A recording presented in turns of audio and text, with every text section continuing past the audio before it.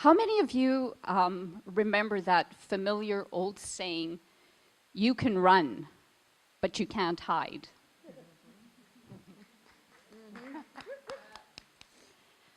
Those fighting words were uttered by American boxer Joe Louis just before taking on and beating reigning champ Billy Kong back in 1946.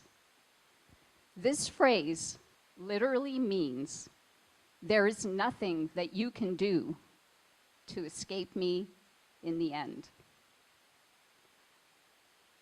I spent many years of my life running to escape me, until one day there was nowhere left for me to run to. I grew up in the hub of Montreal's Greek urban ghetto. This tightly knit community was founded in the early 1950s when immigrants fled abroad post-war in hopes of a better life. Despite the passing of years, time stood still in this segregated community where language, traditions, and cultures were fiercely guarded. And it's in this time capsule that I lived out my childhood and my early adolescence. My father, he was the gatekeeper of customs in my family. He restricted the use of English in our home, but enrolled me in Greek school in the evenings.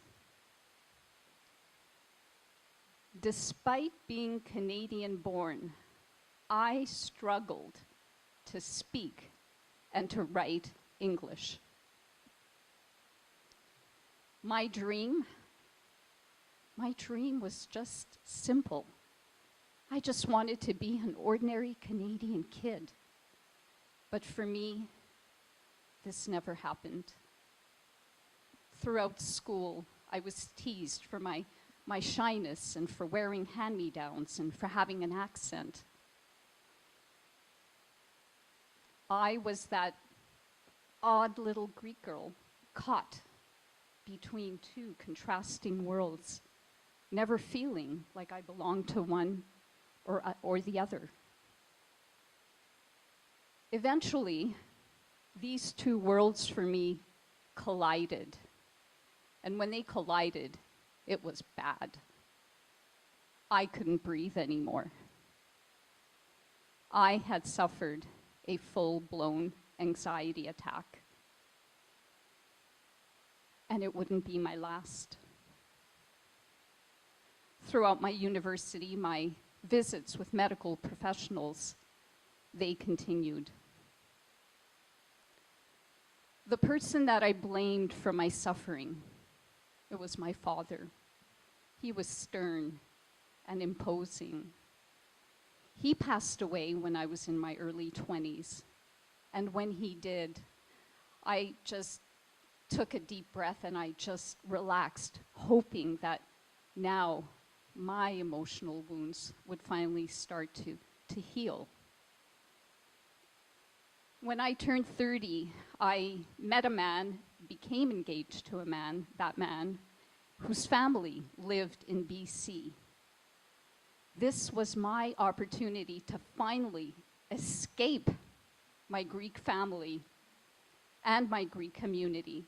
And I seized it, I took it, and I ran as far across the country as I could possibly go. And I didn't stop until I got to Vancouver Island. Geographical distance for me created the space that my soul craved, to step back and reflect on my cultural identity. What was I? Was I Greek? Was I Canadian? I was so confused. Despite resenting and blaming my father, I found a beach and sat on a rock and mourned his loss and the conversations that we never had. The West Coast for me provided the geographical distance that I needed to, I'm going to start that again. The West Coast for me provided a new chapter in my life, filled with new possibilities and adventures. I discovered my passion for poetry writing and for broadcast. I launched a film screening club and made lots of new and exciting friends. My best friend, who had a background in the film industry, was captivated by my quest for cultural identity, and she suggested that, let's make a film. We'll make a film and document your search for answers. So together, with the group of talented friends, one of which is here tonight, and I love you, Wendy. We created the documentary Stella's Journey that was screened in 3 festivals in BC that summer. The film ended with me and my film crew dancing Kalamatianos, a popular Greek folk dance that's danced in a circle, whereby the lead dancer holds the second dancer in line using a white handkerchief. I was going to be the lead dancer, so I scrambled through my personal belongings looking for that white handkerchief, and I grabbed the only thing that I could find, a scarf. This'll do, I thought to myself. The following day, Stella's Journey made the front page of the local newspaper. I was so excited and ecstatic. I was reading my interview with the press, and then I was gazing at this picture of me and my film crew dancing Kalamatianos, my hand held high, clutching the scarf. And then it hit me. It hit me.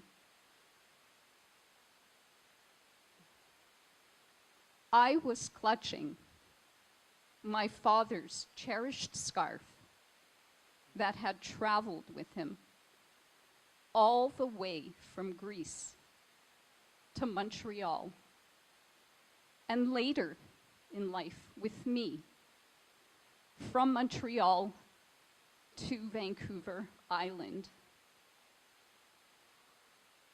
I had kept it all these years, never giving it much thought until that very moment.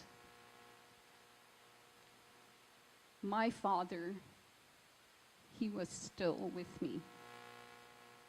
He had always been by my side.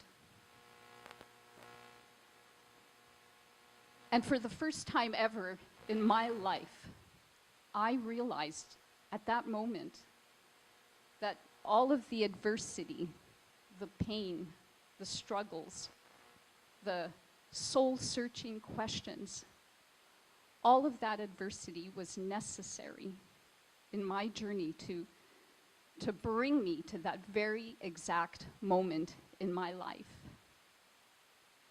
And for the first time in my heart, I felt that I didn't need to run anymore.